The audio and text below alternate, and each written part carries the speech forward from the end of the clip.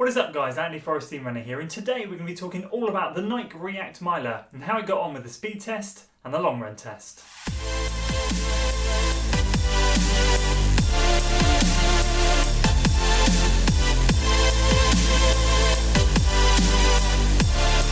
Welcome to the speed test in the Nike React MILER, and as you probably saw from the first impressions video, I decided to lump the speed test into the first impressions video. To be completely honest with you, we're going into a 10k training block, and for the first mile of putting this shoe on, I knew that this wasn't a shoe that I wanted to be doing 400, 800 kilometer repeats in. It's not like the 1080 version 10, which is a great daily trainer that I took straight into 8x1k. It just felt magic. This thing sadly does not. So what I decided to do, as you probably know already, is do 6 miles easy into steady for my sort of first impressions, and then I kicked on, and I have just completed, just coming up to 10 miles now, completed 6 by 2 minutes on, 2 minutes off.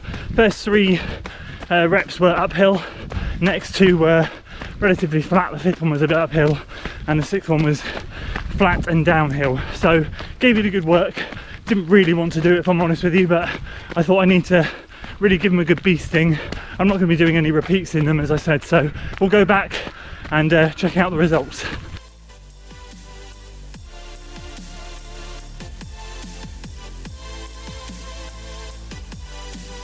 So apologies for the lack of B-roll footage on the long run. I'll explain all very shortly when we dive into the long run. But that's 6 by 2 minutes on, 2 minutes off in the Nike React MILER for the speed test, and 19.5 miles done and dusted in this shoe. We put it through a really good long run. We're going to be diving into how I found this shoe picking up the pace, and how I found this shoe taking it out for all of those miles. So if you're excited to hear my thoughts today, guys, make sure you give it a like, share it with your friends, subscribe to the channel for weekly running content, and without further ado, let's start with the speed test. It became very apparent as soon as I put my foot in the shoe and started running that I wasn't going to be taking this thing out for some solo kind of speed session.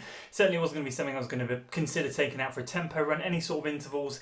It was too heavy, and ultimately that's the aim of the game. The shoe is not geared up for speed, but as you guys know, and I will reiterate on this channel, I do like to put all the shoes that I test through their paces, because ultimately a lot of you guys just have one shoe in your rotation, and I hope to find those gems of shoes that can do a little bit of everything, so that when you're thinking about investing your money, you might think about investing it in a shoe that can do it all. So that's the reason why we do it, because I did get a couple of questions as to why I was talking about picking up the pace in a shoe that really wasn't designed for it. A shoe that's over 14 ounces, 417 grams or whatever it is. So as I said, I knew at that point I wasn't going to be talking about anything special when it came to speed.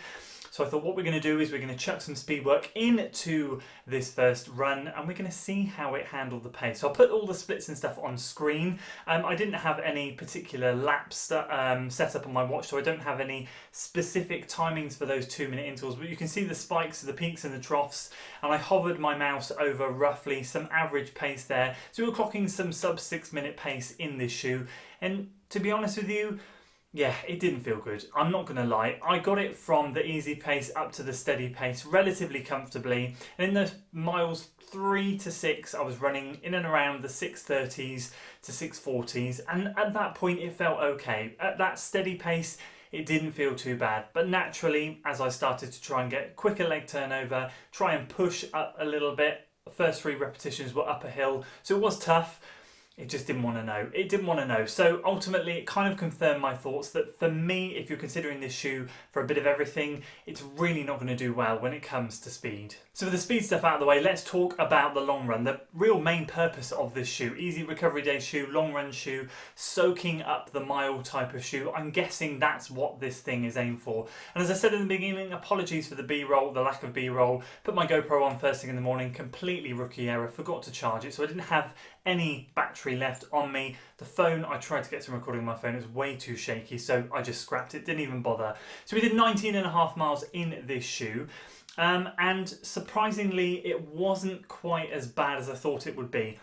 Granted, it wasn't great, but it certainly wasn't as bad as I thought it was going to be. Now, you guys know how much I love my long runs, and at the moment we're doing some brilliant long runs around here. I'm loving them, getting up in and around the 18 to 20 mile mark on long runs, and this thing was no different. If we're going to test a shoe, we're going to test it right. So 19.5 miles was done.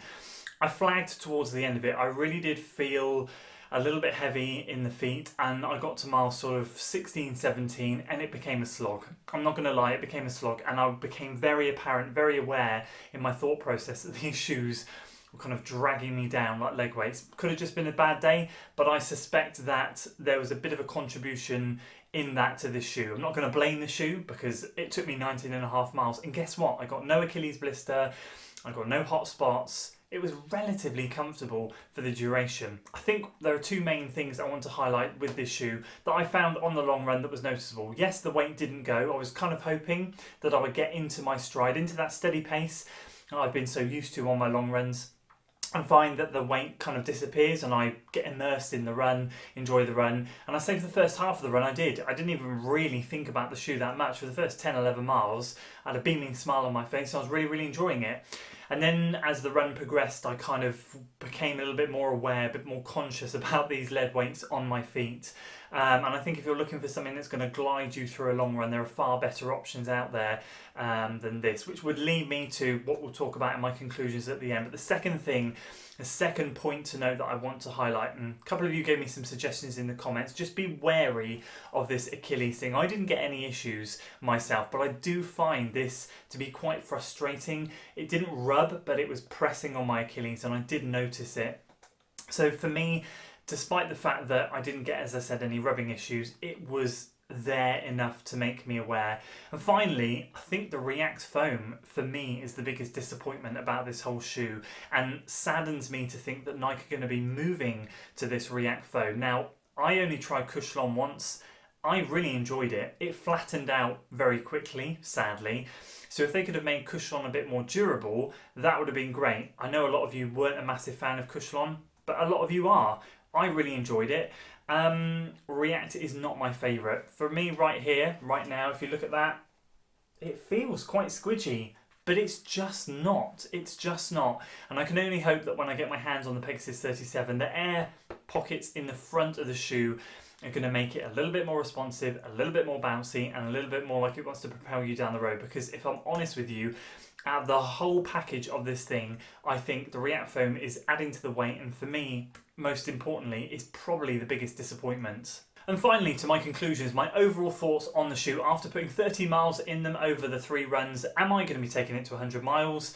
I did question it. Am I going to be using it for the long run, speed work, easy stuff? How am I going to be using it moving forwards? And would I recommend the shoe to anyone? Well, first of all, let me start with recommendations. Obviously, as I said in the beginning, all of these opinions are just subjective. I know a lot of you think the same, but there were a couple of you in the comments that said, I have this shoe and I really like the shoe.